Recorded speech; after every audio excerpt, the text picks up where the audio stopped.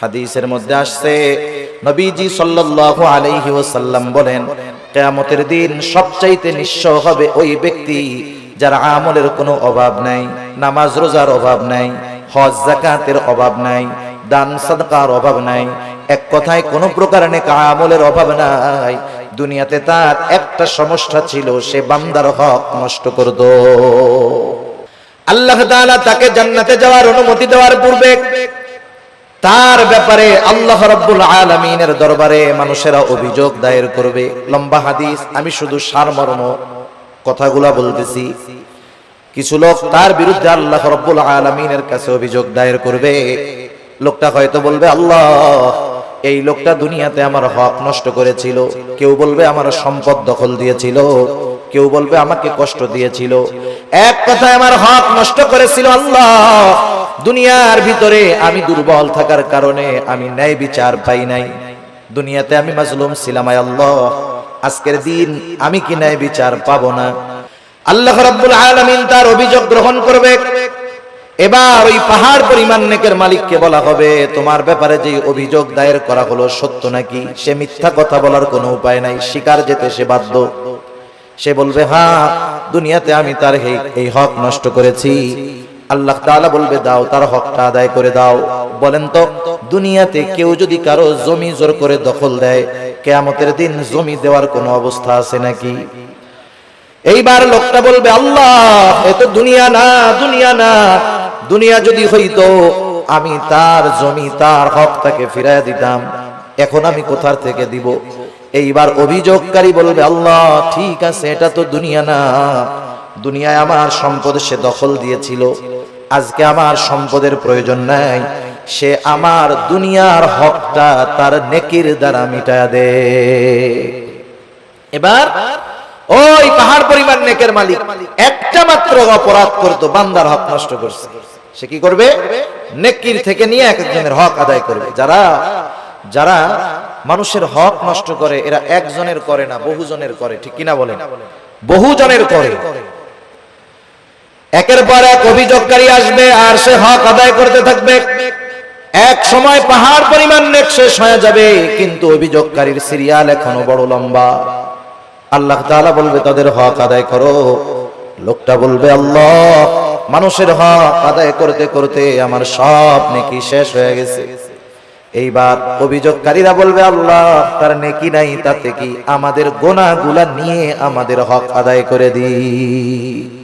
ফাআম্মাল ইনসানু ইযা মাবতালাহু রাব্বুহু ফাআকরামাহু ওয়া না'আমাহু। আল্লাহ রাব্বুল আলামিন বলেন, ফাআম্মাল ইনসানু ইযা মাবতালাহু রাব্বুহু। মানুষকে যখন তার রব পরীক্ষা করার জন্য ফাআকরামাহু ওয়া না'আমাহু, তাকে সম্মান দেয় আর সম্মান দেয়, সম্পদের মালিক বানায়া দেয়।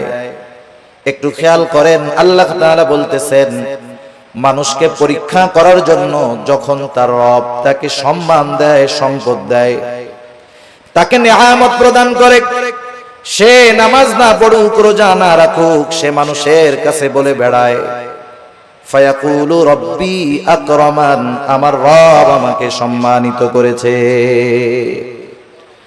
আল্লাহ তাআলা বললেন, আমি মানুষকে সম্মান, সম্পদ, নিয়ামত পরীক্ষা করার জন্য দেই। আর মানুষ এটাকে পরীক্ষা না মনে করে সে বলে, আমার রব আমাকে সম্মানিত করেছেন। প্রথমত একটা জিনিস আমাদের ক্ষেত্রে ক্লিয়ার হওয়ার প্রয়োজন, আল্লাহ তাআলা শুধু অভাব, কষ্ট, দুরবস্থা দিয়ে মানুষের পরীক্ষা নেন, বিষয়টা এমন নয়, বরং সম্পদ, সম্মান দিয়েও আল্লাহ তাআলা পরীক্ষা নেয়। যদি এমনটা হতো, সম্মান, সম্পদ মানুষের আল্লাহ তাআলার ভালোবাসার মাপকাঠি, যে যাকে আল্লাহ রাব্বুল আলামিন বেশি ভালোবাসেন তাকে মনে হয় আল্লাহ তাআলা বেশি সম্পদ দেন, বিষয়টা যদি এমন হতো, বলেন তো দুনিয়ার মধ্যে আল্লাহ তাআলার সর্বাধিক প্রিয় বান্দাদের তালিকায় কারুনের নামটা হয়ে যাইত। কারুন তো পৃথিবীর অন্যতম বড় এক ধনী ছিল। বলেন তো, আপনারা সহজেই জবাব দিতে পারবেন, কারুনকে আল্লাহ তাআলা ভালোবাসে নাকি? জোরে বলেন না, বাসে? কারুনকে আল্লাহ তাআলা ভালোবাসে না, বরং কারুন নামটা মানুষের কাছে এত ঘৃণিত, এত অপছন্দের। দুনিয়ার কোন মানুষের যদি সন্তান হয়, সে যত গরিব হোক, তাকে যদি বলা হয় তোমাকে মাসে 1000 করে বেতন দেওয়া হবে, টাকা দেওয়া হবে, ছেলের নামটা তুমি কারুন রাখো, আপনারা কেউ রাখবেন?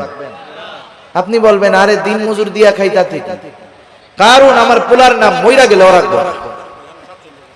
এই কারুনকে কত সম্পদ আল্লাহ তাআলা দিয়েছেন, এই সম্পদ ছিল তার জন্য পরীক্ষা। সম্পদের মালিক কারুন যখন হযরত মূসা আলাইহিস সালাম কারুনকে বলল, কারুন তুমি তোমার সম্পদের যাকাত দাও। কারুন যাকাত দিতে অস্বীকৃতি জ্ঞাপন করলো। শুধু তাই না, সে মূসা আলাইহিস সালামকে অপমান অপদস্থ করার জন্য, অপবাদ দেওয়ার জন্য একজন খারাপ মহিলাকে সে ভাড়া করলো। শিখায় দিল তুমি মানুষের সামনে বলবা মূসা আলাইহিস সালাম আমার সাথে জিনা করেছে, অপকর্মে লিপ্ত হয়েছে। এইবার যখন কারুন এই ষড়যন্ত্র চক্রান্ত করলো, আল্লাহ তাআলা বরদাস্ত করলেন না। এই কারুন যখন সম্পদের মালিক হয়, তখন কারুনের বন্ধুরা আল্লাহ তাআলার কাছে বলতো, আল্লাহ আপনি মনে হয় কারুনকেই শুধু ভালোবাসেন, আমাদেরকে ভালোবাসেন না। আমাদের সমাজেও এমন আছে, 5 বন্ধু একসাথে লেখাপড়া করেছে, একসাথে কর্মজীবন শুরু করেছে, একজন অনেক ধনী আর 4 জন গরিব। তারা আফসোস করে আর বলে, দেখ আল্লাহ তাআলা ওকে ভালোবাসে, সব নেয়ামত আল্লাহ তাআলা ওকেই দিয়ে দিতেছে। কারুনের বন্ধুরাও বলতো, আল্লাহ আপনি মনে হয় কারুনকে বেশি ভালোবাসেন, এই জন্য এত সম্পদের মালিক বানায় দিচ্ছেন। কারুন যখন মূসা আলাইহিস সালামের অবাধ্য হলো, মূসা আলাইহিস সালামকে যখন অপবাদ দেওয়ার প্রচেষ্টা করলো, আল্লাহ তাআলা কারুনের উপরে গজব দিয়ে দিলেন। কারুন তার সম্পদ সহ জমিনে ডাবতে শুরু করলো। তাফসীরের মধ্যে আসছে এখনো কারুন তার সম্পদ সহ জমিনের মধ্যে ডাবতেছে, কিয়ামত পর্যন্ত ডাবতে থাকবে। যখন কারুনের বন্ধুরা কারুনের এই দুরবস্থা দেখলো, এইবার ওই গরিব বন্ধুরা বলে, আল্লাহ আপনি কারুনকে সম্পদ দিয়েছেন ঠিক, কিন্তু বাস্তবে আপনি আমাদেরকে বেশি ভালোবাসেন। সম্পদ দেখে আমরা মনে করি আল্লাহ তাআলা মনে হয় তার ভালোবাসে, এই জন্য দিচ্ছে, বিষয়টা এমন নয়। কারুন সম্পদ পেয়েছে ঠিক, আল্লাহ তাআলার ভালোবাসা পায় নাই। আবার দুনিয়াতে অনেক মানুষ আছে সামাজিক অবস্থানের দিক দিয়ে তার সম্মান অনেক কম, সমাজের মানুষেরা তাকে গণ্যমান্য কোনো ব্যক্তি মনে করে না, সামাজিক দিক দিয়ে তাকে অবহেলা করা হয়, এমন লোক সমাজে আছে না নাই? এই মানুষগুলা অনেক সময় আফসোস করে আর বলে, আহারে সমাজের কোনো বিচার আচার সালিশে আমাকে ডাকে না, আমাকে এই সমাজের লোকই মনে করে না। হয়তো দুনিয়ায় সে দেখতেছে তার সম্মান কম, কিন্তু দুনিয়াতে আল্লাহ রাব্বুল আলামিন অনেক মানুষকে সম্মান দিয়েছেন তাদের পরীক্ষা নেওয়ার জন্য। কত সম্মানিত মানুষ ছিল ফেরাউন, কত সম্মানিত মানুষ ছিল নমরুদ, কত বড় বড় বাদশাহীর মালিক তারা হয়ে গেছে। কিন্তু বলেন তো, বাদশাহী পেয়েছে ঠিক, এই সম্মান পদবীর দ্বারা আল্লাহ তাআলার ভালোবাসা কি তারা পেয়েছে নাকি? পায় নাই। যে কথা বোঝাইতে চাইলাম যে সম্মান সম্পদ কারো থাকলেই এটা মনে করার সুযোগ নাই যে তাকে আল্লাহ তাআলা ভালোবাসে। সম্মান সম্পদ দিয়ে আল্লাহ তাআলা মাঝে মধ্যে পরীক্ষা নেন, কিন্তু বোকা মানুষগুলা কি মনে করে? বোকা মানুষগুলা মনে করে আমারে আল্লাহ সম্পদ দিছে, ভালো না বাসলে দেয়।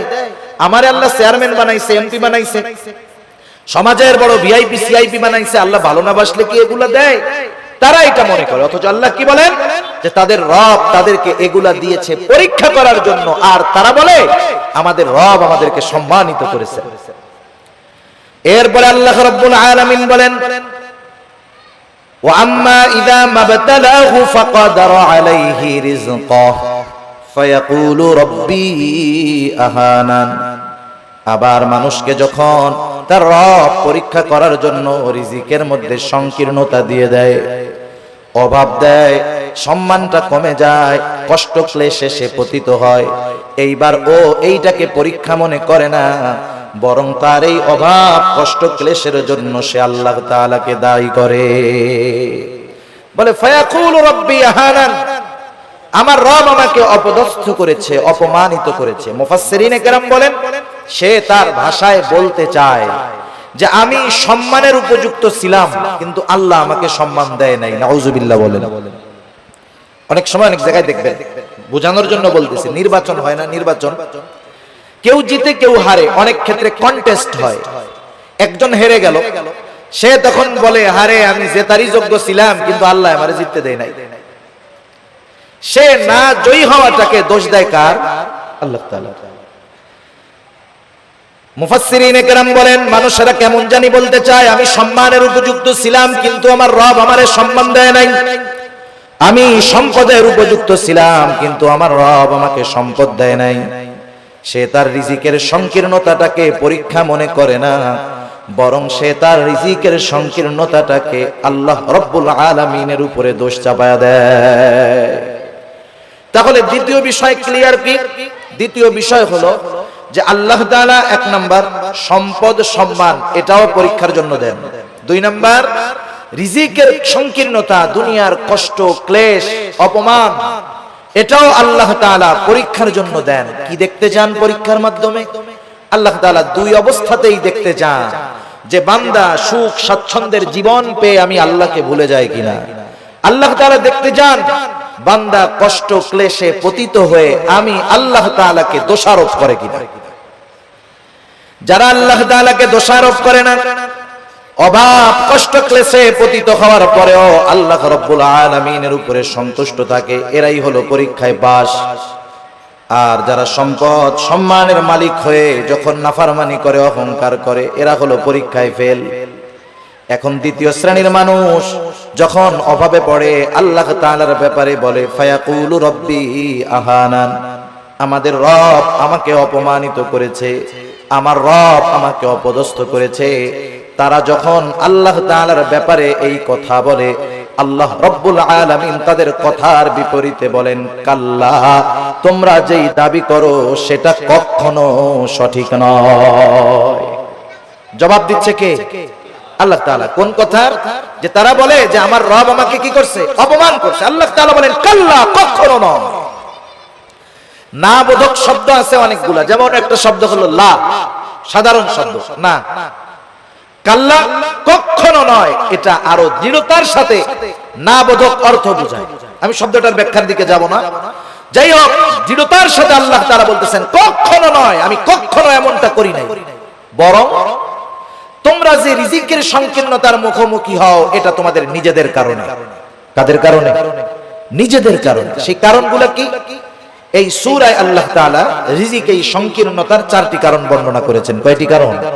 আপনারা একটু কষ্ট করে একটু সামনে আসেন, যে কয়জন আছেন একটু সামনে আসেন, জিকিরের সাথে সাথে একটু কষ্ট করে সামনে আসেন। বাম দিক তাকায় আর কথা বলতে ভালো লাগতেছে না, একটু সামনে আসেন জিকিরের সাথে সাথে। লা ইলাহা,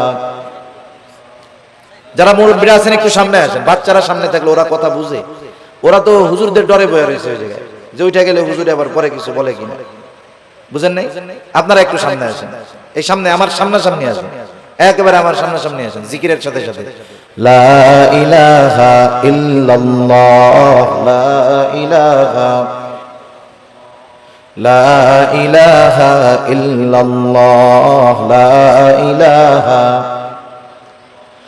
লা ইলাহা ইল্লাল্লাহ মুহাম্মাদুর রাসূলুল্লাহ সাল্লাল্লাহু আলাইহি ওয়াসাল্লাম। যারা বলে যে আমাদের রিজিকের সংকীর্ণতা দিয়েছে আল্লাহ, যারা এই কথা বলে তাদের কথার জবাব দিচ্ছেন কে? আল্লাহ তাআলা বলতেছে তোমরা যে দাবি করতেছো এটা কখনো সঠিক নয়, বরং রিজিক সংকীর্ণতার জন্য তোমরা নিজেরাই দায়ী। আল্লাহ রাব্বুল আলামিন বলেন তোমাদের রিজিক সংকীর্ণতার কারণ কি? কাল্লা বাল্লা তুকরিমুনাল ইয়াতীম, শুনে নাও বরং তোমাদের রিজিক সংকীর্ণতার এক নাম্বার কারণ তোমরা ইয়াতীমকে সম্মান করো না। একটু খেয়াল দিয়ে শুনবেন, রিজিক সংকীর্ণতার এক নাম্বার কারণ তোমরা ইয়াতীমকে সম্মান করো না। ইয়াতীমকে সম্মান করব, ইয়াতীম তো আমার ছোট, যদি ছোট হয় এখানে আবার সম্মানের বিষয়টা কেমনে? মুফাসসিরিনে কেরাম বলেন ইয়াতীমের যথাযথ হক আদায় করা হলো ইয়াতীমকে সম্মান করা।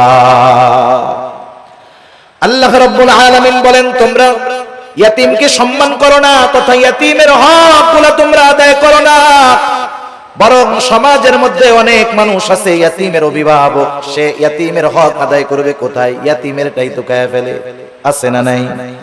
ইয়াতীমের সম্পদ এটা বড় জঘন্য সম্পদ। আল্লাহ তাআলা সাধারণ ভাবেই বলেন, ইয়া আইয়ুহাল্লাযীনা আমানু লা তাকুলু আমওয়ালাকুম বাইনাকুম বিল বাতিল। আল্লাহ তাআলা বলেন, তোমরা অন্যায়ভাবে কারো সম্পদ ভক্ষণ করো না। কারণ কেউ যদি কারো সম্পদ ভক্ষণ করে এর সাথে বান্দার হক সম্পৃক্ত থাকে। কিয়ামতের ময়দানে কেউ যদি কারো সম্পদ অন্যায়ভাবে ভক্ষণ করে দুনিয়ায়, কিয়ামতের ময়দানে ওই লোকটা সবচাইতে নিঃস্ব হয়ে যাবে। হাদিসের মধ্যে আসছে, নবীজি সাল্লাল্লাহু আলাইহি ওয়াসাল্লাম বলেন, কিয়ামতের দিন সবচাইতে নিঃস্ব হবে ওই ব্যক্তি যার আমলের কোনো অভাব নাই, নামাজ রোজার অভাব নাই, হজ যাকাতের অভাব নাই, দান সাদকার অভাব নাই, এক কথায় কোনো প্রকার নেক আমলের অভাব নাই। দুনিয়াতে তার একটা সমস্যা ছিল, সে বান্দার হক নষ্ট করত। পাহাড় পরিমাণ আমল নিয়ে বান্দার হক নষ্ট করি, কিয়ামতের ময়দানে আল্লাহর সামনে উঠবে। ও নেকের পাহাড় দেখে চিন্তা করবে, ওর জান্নাতে যাওয়া কে ঠেকায় আছে?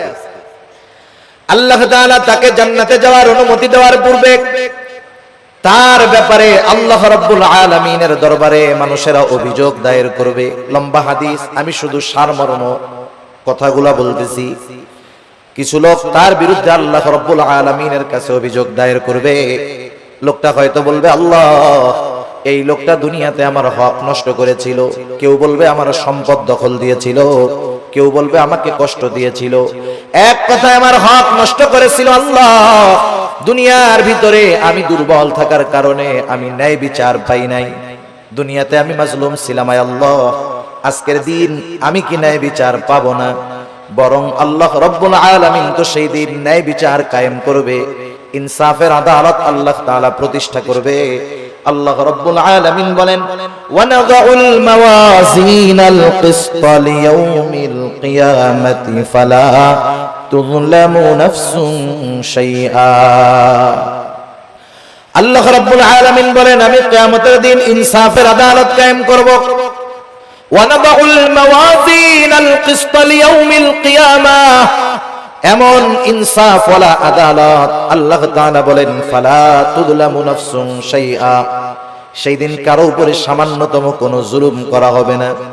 বরং কি হবে, ওয়া ইন কানা মিসকালা হাববাতিন মিন খারদালিন আতাইনা বিহা, কেউ যদি দুনিয়াতে কোনো সরিষা দানা পরিমাণ কোনো আমল করে থাকে, আল্লাহ রাব্বুল আলামিন বলেন, আতাইনা বিহা, ওই আমল সহকারে আমি আল্লাহ তাকে হাজির করব।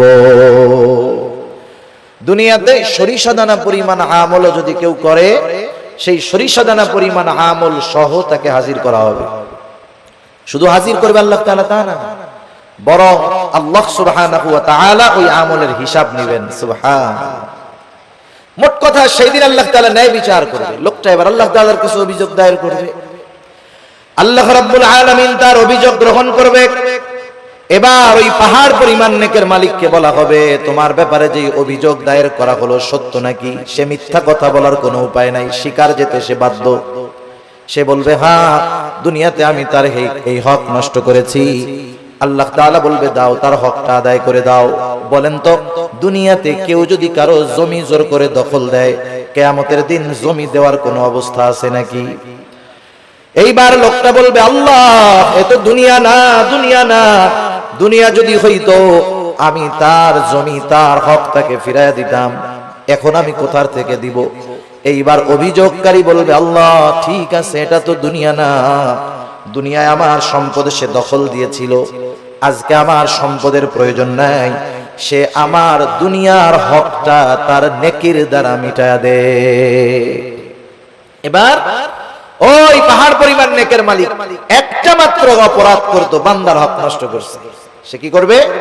নেকির থেকে নিয়ে একজনের হক আদায় করবে। যারা মানুষের হক নষ্ট করে, এরা একজনের করে না, বহুজনের করে। ঠিক কিনা বলেন? বহুজনের করে। একের পর এক অভিযোগকারী আসবে আর সে হক আদায় করতে থাকবে। এক সময় পাহাড় পরিমাণ নেক শেষ হয়ে যাবে, কিন্তু অভিযোগকারীর সিরিয়াল এখনো বড় লম্বা। আল্লাহ তাআলা বলবে, তাদের হক আদায় করো।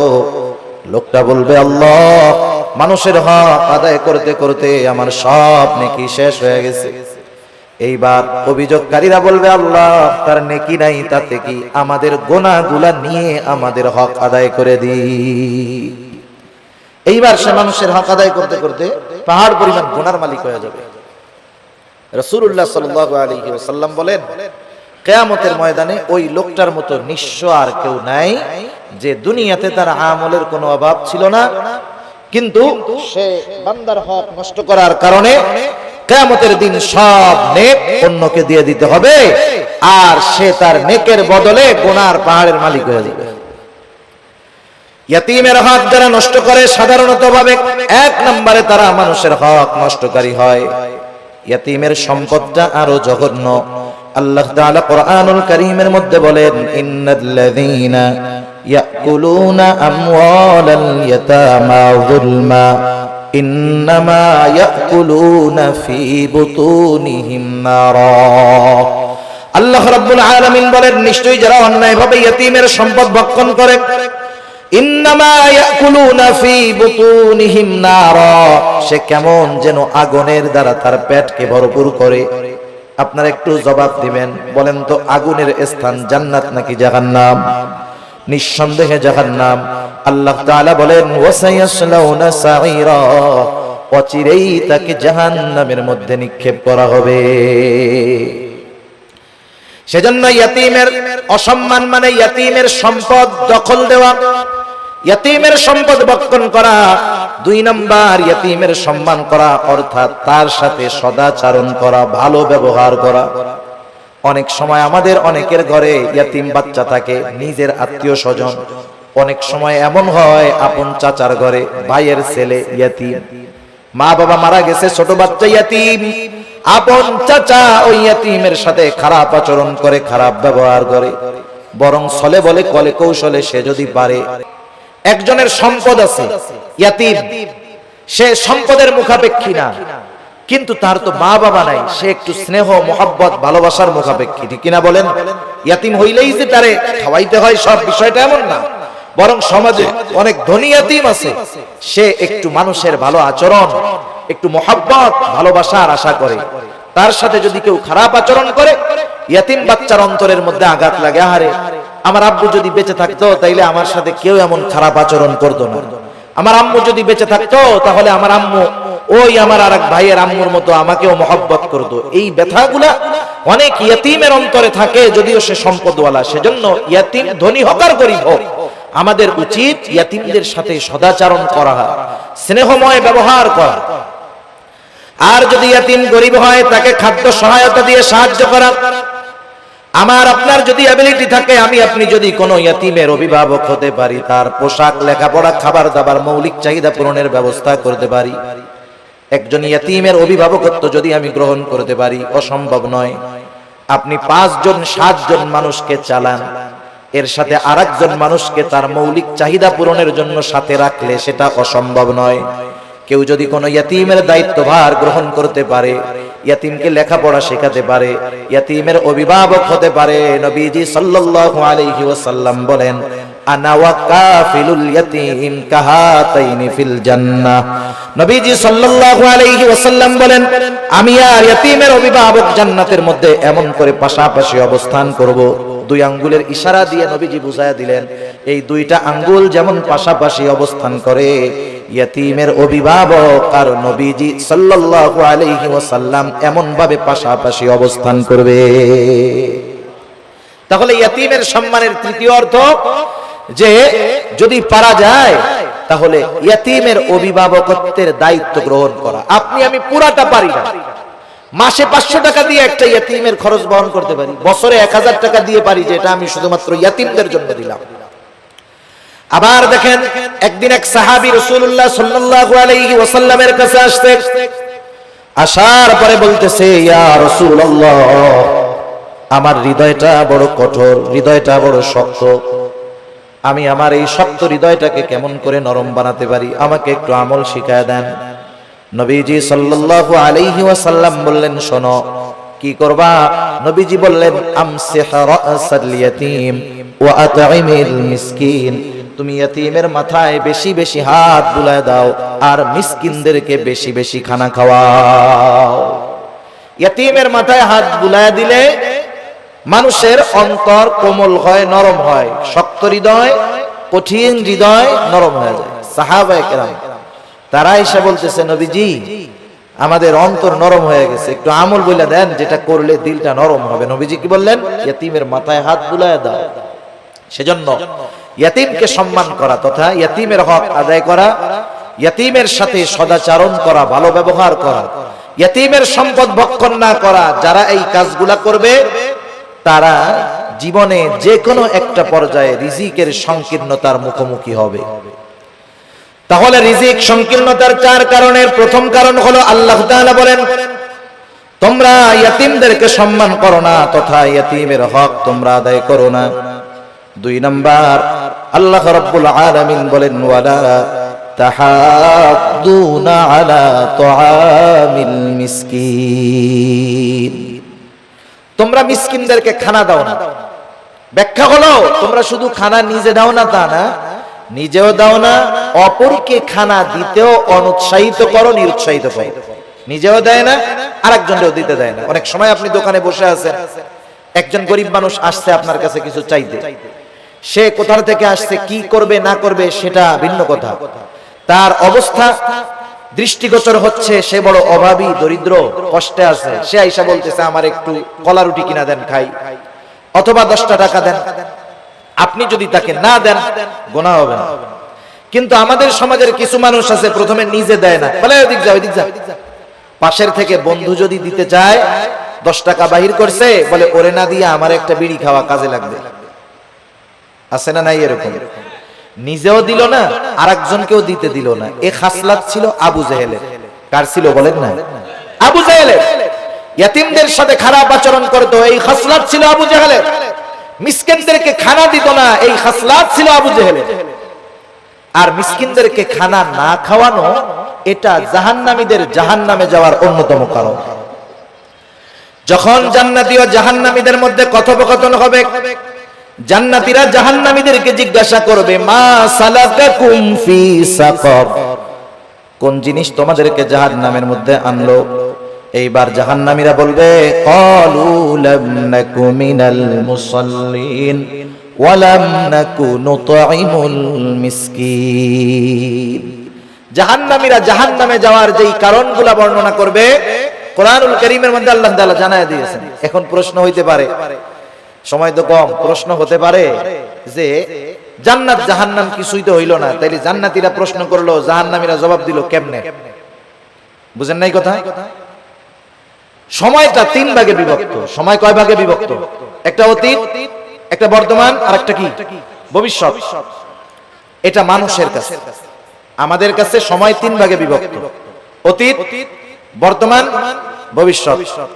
আর আল্লাহ তাআলার কাছে সময় একটাই, সেটা হলো প্রেজেন্ট। সব কিছু বর্তমান, কি হয়েছে, হচ্ছে, হবে, সব আল্লাহ তাআলার ইলমের মধ্যে আছে, সব হাজির, সব প্রেজেন্ট আল্লাহ তাআলার কাছে।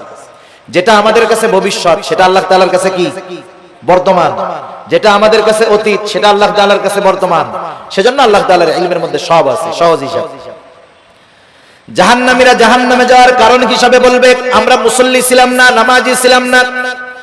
দ্বিতীয় কারণ হিসাবে বলবে, ওয়ালাম নাকু নুতঈমুল মিসকিন, আমরা মিসকিনদেরকে খানা দিতাম না। আসেন, আল্লাহ তাআলা বলতেছে দুনিয়ায় রিজিক সংকীর্ণতার দ্বিতীয় কারণ হলো তোমরা মানুষদেরকে, মিসকিনদেরকে খানা দাও না, নিজেও দাও না, অপরকে নিরুৎসাহিত করো। এখন একজন দিল না, আমার উচিত, আমার পকেটে টাকা নাই, আমার কাছে নাই, আমি যদি আরেকজনকে বলি, বন্ধু 10টা টাকা ওকে দিয়ে দাও, একটা রুটি কিনে দাও, একটা কলা কিনে দাও, আমি শুধু এতটুকু সুপারিশ করলাম, সে যে কয় টাকা দান করবে, আমি শুধু সুপারিশ করার কারণে তার দানের সমপরিমাণ নেকির মালিক হয়ে যাব। কিন্তু আমাদের খাসলাত কি? নিজেও দেই না, আরেকজনকেও দিতে মানা করি। সেজন্য মিসকিনদেরকে খানা খাওয়ানো, মিসকিনদেরকে খানা খাওয়ানো এটা বড় ফজিলতের কাজ। শুধু মিসকিনদেরকে নয়, সাধারণভাবে প্রত্যেকটা মানুষকে খানা খাওয়ানো ভালো কাজ। এক লোক নবীজি সাল্লাল্লাহু আলাইহি ওয়াসাল্লামের কাছে আসছে, এসে জিজ্ঞাসা করে, ইয়া রাসূলুল্লাহ, আইয়ুল ইসলাম খায়র, ইসলামের মধ্যে সর্বোত্তম কাজ কোনটা? নবীজি সাল্লাল্লাহু আলাইহি ওয়াসাল্লাম ছিলেন উম্মতের রূহানী ডাক্তার। উনি রোগীর প্রশ্ন শুনেই বুঝতে পারতেন এনার মধ্যে কি কমতি আছে। আল্লাহ তাআলা সেই বুঝবার যোগ্যতা আমার আপনার নবীকে দিয়ে দিয়েছেন। একই প্রশ্নের উত্তর বিভিন্ন জনের ক্ষেত্রে নবীজি বিভিন্নটা দিয়েছেন। এটা অবস্থার আলোকে নবীজি সাল্লাল্লাহু আলাইহি ওয়াসাল্লাম এবার বললেন, তুতিমুত তাআম ওয়া তাকরাউস সালাম আলা মান আরাফতা ওয়া মান লাম তারিফ। তুমি বেশি বেশি মানুষকে খানা খাওয়াও, আর পরিচিত অপরিচিত সবাইকে বেশি বেশি সালাম দাও। এখানে নবীজি সাল্লাল্লাহু আলাইহি ওয়াসাল্লাম খানা খাওয়ানোর কথা বলছেন ঢালাও বলা। সাধারণ মানুষকেও যদি মানুষ খানা খাওয়ায় দুনিয়ার স্বার্থে নয়, তাইলে এর মধ্যে লাভ আছে। এক মুসলমানের অপর মুসলমান দাওয়াত দিলে সেই দাওয়াত কবুল করতে হবে, এটা এক মুসলমানের উপরে অপর মুসলমানের একটা হক। কিন্তু এখন দাওয়াত যিনি দেন তিনিও স্বার্থ সামনে রেখে দেন। আর দাওয়াত যখন কেউ দেয়, বিবাহের দাওয়াত দিলে টেনশনে পড়ে যান। ওনার বেতন মাসে 20,000, 4 শুক্রবার 5টা শুক্রবারে যদি 5টা বিয়ার দাওয়াত আসে, কাম শেষ, সংসার আর চলবে না। যারা দাওয়াত দেয় ওই আশাই দেয় যে অমুকরে দাওয়াত দিলে 5,000 টাকা দিব না। এই ধরনের দাওয়াত দিয়ে যারা দুনিয়ার প্রত্যাশী, দুনিয়ার বিনিময়ে খাবার দিতে চায়, এদের খানা খাওয়ানোর মধ্যে কোনো ফজিলত নাই। বরং খানা খাওয়াইতে হবে একমাত্র আল্লাহ তাআলার জন্য। আল্লাহ রাব্বুল আলামিন বলেন, এক শ্রেণীর বান্দা, তাদের অবস্থা কি? তারা মানুষদেরকে খানা খাওয়ায় কি জন্য? তারা বলে, ইন্নামা নুতঈমুকুম লিওয়াজহিল্লাহ লা নুরিদু মিনকুম জাযাআও ওয়ালা শুকুরা। তারা বলে, ইন্নামা নুতঈমুকুম লিওয়াজহিল্লাহ, আমরা তোমাদেরকে খানা খাওয়াইছি একমাত্র কার জন্য? আল্লাহ তাআলার জন্য। আপনি একজনকে দাওয়াত দিয়ে খাওয়াচ্ছেন, এটা আল্লাহর জন্য খাওয়া, এই খাওয়ানোর মধ্যে নেকি হবে।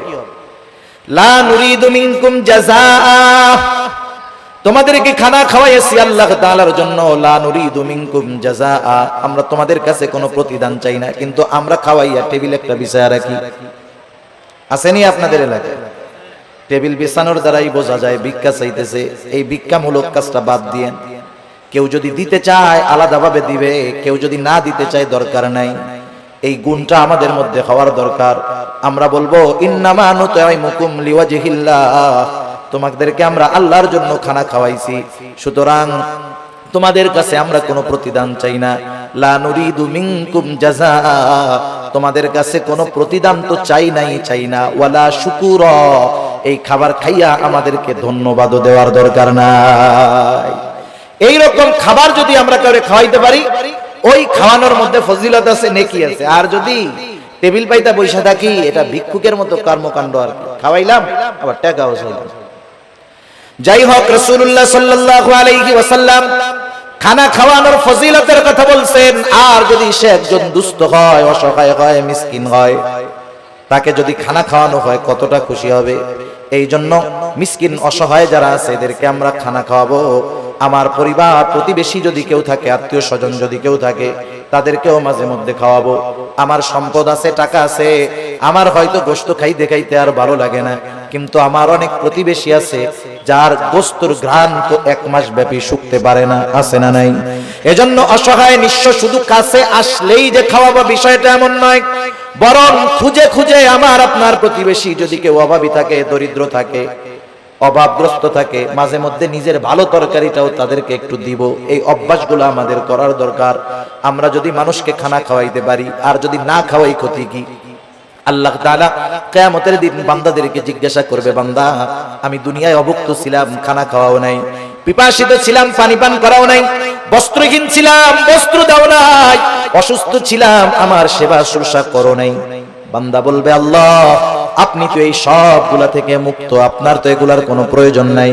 তখন আল্লাহ তাআলা বলবে, বান্দা তোমার প্রতিবেশী অভুক্ত ছিল, তুমি যদি তাকে খানা খাওয়াইতা, আমি আল্লাহ তাআলা পেয়ে যাইতাম। এজন্য শুধু আনুষ্ঠানিকভাবেই খানা খাওয়াবো মানুষকে, এমনটা জানি না হয়। আমার প্রতিবেশী অভাবী, দুস্থ, গরিব আমার কাছে যদি আসে, আমি খানা খাওয়ানোর অভ্যাস করব। অল্প খাওয়াই, হাসি মুখে খাওয়াবো। আবার যদি কাউকে ফিরাইয়া দিতে হয়, আমার কাছে নাই, একজনের কাছে মিসকিন বা ফকির একটা গেছে, ও 50 টাকার নোট একটা দিয়া মুখটা কালা করে কয়, এই তো গোজালাই শেষ, যা যা ভাগ ভাগ ভাগ। টাকা দিছে কত? 50 টাকা। আমরা তো ফকির মিসকিনদেরকে দেওয়ার সময় 2 টাকার নোটটা খুঁজি, তাও আবার ছেঁড়াটা। সে দিছে 50 টাকা। আচরণটা করছে খারাপ, পাশের আরেকজন 1 টাকাও দেয় নাই, কিন্তু আচরণটা সুন্দর করছে। বলতেছে ভাই তুমি তো আসলা, আমার কাছে তো এখন নাই, যদি এই পথে পরে আসো তুমি আবার আমার সাথে দেখা করার চেষ্টা করবে, ইনশাআল্লাহ আমি তোমাকে দিব। এখন বলেন তো, এই যে মিসকিন অসহায় 50 টাকা দেনেওয়ালার ব্যবহারে খুশি হবে নাকি যে দেয় নাই তার ব্যবহারে খুশি হবে? সেজন্য উত্তম ব্যবহারটাও সাদকা। আমরা যদি কখনো কাউকে খাওয়াতে পারি না পারি, দিতে না পারি, খারাপ আচরণ করব না, ধমক দিব না, এই অভ্যাসটাও আমাদের করার দরকার। যাই হোক, আলোচনা লম্বা হচ্ছে, অন্যদিকে চলে যায়। আল্লাহ তাআলা আমাদেরকে জানায় দিলেন যে রিজিক সংকীর্ণতার 4টি কারণ। 1 নাম্বার কারণ লা তুকরিমুনাল ইয়াতীম, 2 নাম্বার কারণ ওয়ালা তাহাদ্দুনা আলা তুআমিল মিসকিন, 3 নাম্বার কারণ ওয়া তাকুলুনাত তুরাফা আকলাল লাম্মা। তোমরা কি করো? ওয়ারিসি সম্পদ সব একা খায়া ফেলো। আছে নাকি এরকম? যেমন বাপ সম্পদ রেখে মারা গেছে, বাবা মারা যাওয়ার পরে প্রথম কি দায়িত্ব? বড় সন্তান, সন্তান তার দায়িত্ব হলো প্রথম বাবার দাফন কাফনের জন্য যা দরকার সেটা ব্যয় করা। 2 নাম্বার খোঁজ খবর নেওয়া, বাবা কোনো ঋণ আছে নাকি, ঋণ থাকলে তার ঋণ পরিশোধ করা। 3 নাম্বার এইবার যেই সম্পদ অবশিষ্ট আছে, বাবা যদি কোনো ওসিয়ত করে থাকে আর ওই ওসিয়তটা যদি ওই সম্পদের 3 ভাগের 1 ভাগ বা তার কম হয়, বেশি নয়, কোন মানুষ যদি তার মূল সম্পদের 3 ভাগের 1 ভাগের বেশি পরিমাণ ওসিয়ত করে, অর্ধেক করে, তাহলে এই ওসিয়ত মানতে সন্তানেরা বাধ্য নয়। কিন্তু ঋণ পরিশোধের পরে যেই সম্পদ থাকবে তার ওসিয়তটা যদি 3 ভাগের 1 ভাগ বা তার কম হয়, এই ওসিয়তটা পূরণ করতে হবে। এরপরে যেই সম্পদ অবশিষ্ট থাকবে, অভিভাবক বড় হিসাবে বড় ভাইয়ের দায়িত্ব হলো যথাযথভাবে সব ওয়ারিসদের মাঝে বাবার সম্পদগুলো বন্টন করে দেওয়া। কিন্তু আফসোস, এই দায়িত্ব অধিকাংশ ক্ষেত্রে আমাদের দেশের ভাইরা পালন করে না, বরং বিলম্ব করতে থাকে। অনেক ক্ষেত্রে অন্যান্য ওয়ারিসদেরকে তারা ছলে বলে কলে কৌশলে সম্পদ বঞ্চিত করে দেয়। আছে না? আছে। বোনের হক আছে, সম্পদ বন্টন হয় নাই, 10 বছর ধরে বাবা মারা যাওয়ার পরে ভাই খাইছে সব, দোকান ভাড়া, বাসা ভাড়া, জমির ফসল, গাছের ফল সব খাইছে। বোন মাঝে মধ্যে আসছে, 1 ব্যাগ আম 2টা কাঁঠাল দিয়া পাঠায় দিছে, আবার বলতেছে আইসো, কিন্তু আবার 10 বছর পরে 2 বোন আইসা বলতেছে ভাই 10 বছর তো দোকান ভাড়া, গাছের ফল, জমির ফসল সব একা খাইছো, কোনো দাবি নাই, এখন আমাদের হকটা আমাদেরকে বুঝায়া দাও, আর যদি তুমি রাখতে চাও এই সম্পদের ন্যায্য মূল্য আমাদেরকে দিয়ে দাও। বলেন তো, 10 বছর পরে বোন এসে ভাইদের কাছে যদি তার হক বুঝতে চায়, ভাই খুব খুশি মনে দিয়ে দিবে, তাই না? মুখটা পুইড়া একেবারে কালা হয়ে যাবে, সম্পদ দিয়ে দিবে, দিতে তো বাধ্য, বোনরা নিয়ে যাবে, তখন বলবে গেলি সম্পর্ক শেষ কইরা গেলি। এই যে কথার দ্বারা কি বুঝতেছেন? ভাই চাইছিল ওই সম্পদগুলো সব একা খাওয়ার জন্য, বোনরা জানি এই সম্পদ না চায়, সে সেটা চেয়েছিল। এই ধরনের চাহিদা আমাদের কারো মধ্যে যদি থাকে, যদি চিন্তা করি যে আমি 1 ভাই 5টা বোন আছে, সম্পদ যদি বন্টন হয়ে যায় আমার সম্পদে কমতি পড়ে যাবে, আমার সন্তানেরা সম্পদ কম ভাগে পাবে, ও যদি চিন্তা করে ওই সম্পদ তার সম্পদে প্রবৃদ্ধি দিবে, ভুল, বরং আল্লাহ তাআলা এমন বিমার দিবে সব সম্পদ শেষ হয়ে যাবে। ঠিক কিনা বলেন?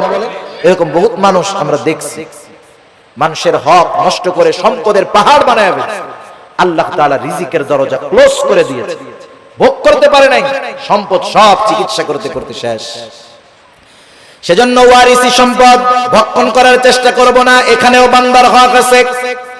সেজন্য নিজ দায়িত্বে ওয়ারিসদের সম্পদগুলা ফিরাইয়া দিব, খবরদার ঠকানোর চেষ্টা করব না। অনেক সময় জমি আছে রাস্তার পাশে, 3 ভাগ করার সময় আমি রাস্তার পাশের টুকু নেই, এরপরে পেছনালারে দেই, এরপরে তারে দেই। বলেন তো, যেই জমির সাথে রাস্তা নাই, ওই জমির সাথে রাস্তা না থাকার কারণে যেই জমির সাথে রাস্তা আছে ওই জমির পাশেও যদি জমিটা হয়, শুধু রাস্তা না থাকার কারণে ওই জমিটার দাম অর্ধেক হয়ে যায়। সেজন্য বন্টনের ক্ষেত্রে সিস্টেম মুআফিক করতে হবে, ঠকানো যাবে না কাউকে। আল্লাহ তাআলা বলেন তোমাদের রিজিক সংকীর্ণতার 3য় কারণ ওয়া তাকুলুনাত তুরাসা আকলাল লাম্মা, ওয়ারিসি সম্পদ সব তোমরা একা ভক্ষণ করে ফেলো। 4 নম্বর আল্লাহ তাআলা বলেন ওয়া তুহিব্বুনাল মালা হুব্বান জাম্মা। মানুষ যে এই আকামগুলা করে, গুনাহগুলা করে, এর অন্যতম কারণ কি? মালের মহব্বত। কিসের মহব্বত? মালের মহব্বত, সম্পদের মহব্বত, দুনিয়ার মহব্বত। দুনিয়াতে সম্পদ উপার্জন করা মানা না। কেউ যদি মনে করে সম্পদ উপার্জন করা মানা, তাহলে সে ভুলের মধ্যে আছে। কিন্তু সব সম্পদ উপার্জন করতে গিয়ে আল্লাহ তাআলাকে যদি ভুলে যায়, এটাই হলো তার জন্য ক্ষতির কারণ। এজন্য আল্লাহ তাআলা বলেন, ইয়া আইয়ুহাল্লাযীনা আমানু লা তুলহিকুম আমওয়ালুকুম ওয়ালা আওলাদুকুম আন যিকরিল্লাহ। আল্লাহ তাআলা বলেন, হে ঈমানদারেরা, তোমাদের সন্তান সম্পদ তোমাদেরকে জানি আল্লাহ তাআলার জিকির থেকে গাফেল না বানায়া দেয়। মনে রাখতে হবে, যেই সম্পদের কারণে আমি আল্লাহকে ভুলে যাই, যেই সম্পদ উপার্জন করার জন্য আমি নামাজ ছেড়ে দিয়েছি, রোজা ছেড়ে দিয়েছি, হারাম হালাল যাচাই বাছাই ছেড়ে দিয়েছি, মনে রাখতে হবে এই সম্পদ আমার জন্য কল্যাণ বয়ে আনবে না। যেই সন্তানের চিন্তায় আমি নামাজ রোজা বাদ দিয়ে তার ভবিষ্যতের কথা চিন্তা করে সম্পদের পাহাড় আমি গড়তেছি, এই সন্তান আমার জন্য কল্যাণ বয়ে আনবে না। এজন্য আল্লাহ তাআলা বলেন, বান্দা তুমি যদি সম্পদ সন্তানের কারণে আমি আল্লাহর জিকির থেকে গাফেল হয়ে যাও, এটা তোমার জন্য ক্ষতির কারণ। আল্লাহ তাআলা বলেন, ওয়া মান ইয়াফআল যালিকা ফাউলাইকা হুমুল খাসিরুন। ওই রকমটা যে করবে, তথা যে ব্যক্তি সম্পদ সন্তানের কারণে আল্লাহ তাআলাকে ভুলে যাবে, আল্লাহর বিধিনিষেধ ভুলে যাবে, দুনিয়ার মহব্বতে আল্লাহর বিধিনিষেধ ভুলে যাবে, আল্লাহ তাআলা বলেন ফাউলাইকা হুমুল খাসিরুন, তারা ক্ষতিগ্রস্ত। বলেন, আল্লাহ তাআলা যাকে ক্ষতিগ্রস্ত বলেছে তাকে দুনিয়ার হুজুররা দোয়া কইরা জান্নাতে নিতে পারবে? 40 কুলখানি দিয়া তাকে জান্নাতে নেওয়া যাবে? যাবে না। এজন্য দুনিয়ার মহব্বত অন্তরে ঢুকাবো না। আমি দুনিয়া উপার্জন করব বৈধ পন্থায়, কিন্তু নামাজের সময় নামাজ, সঠিক সময়ে যাকাত, হজ ফরজ হলে হজ। এখন এই সম্পদ আমার জন্য তাহলে নেয়ামত হবে, কারণ আল্লাহ তাআলা সম্পদকে পরীক্ষাও বলেছেন, দুনিয়ার অলংকারও বলেছেন। আল্লাহ তাআলা এক জায়গায় বলেন, ইন্নামা আমওয়ালুকুম ওয়া আওলাদুকুম ফিতনাহ। আল্লাহ তাআলা বলেন, নিশ্চয়ই সম্পদ সন্তান এগুলা তোমাদের জন্য ফিতনা, পরীক্ষা। আবার আল্লাহ তাআলা এক জায়গায় বলেন, আল মালু ওয়াল বানুনা জিনাতুল হায়াতিদ দুনিয়া। আল্লাহ তাআলা বলেন, আল মালু ওয়াল বানুন, সম্পদ সন্তান এগুলা দুনিয়ার অলংকার। দুনিয়াতে যার সম্পদ নাই, সন্তান নাই, সে কেমন নিঃস্ব নিঃস্ব ভাব। কিন্তু যার সম্পদ আছে, সন্তান আছে, সাথে সাথে সে যদি দ্বীনের উপরে চলে, সে তো একজন সফল ব্যক্তি। সে সম্পদওয়ালা, মালদার, তবে দ্বীনদার। আর কিছু মানুষ আছে মালদার তবে দুনিয়াদার। আল্লাহ তাআলা আমাদের সবাইকে মালদার দ্বীনদার হওয়ার তৌফিক দান করুক। সকলে বলি আমিন।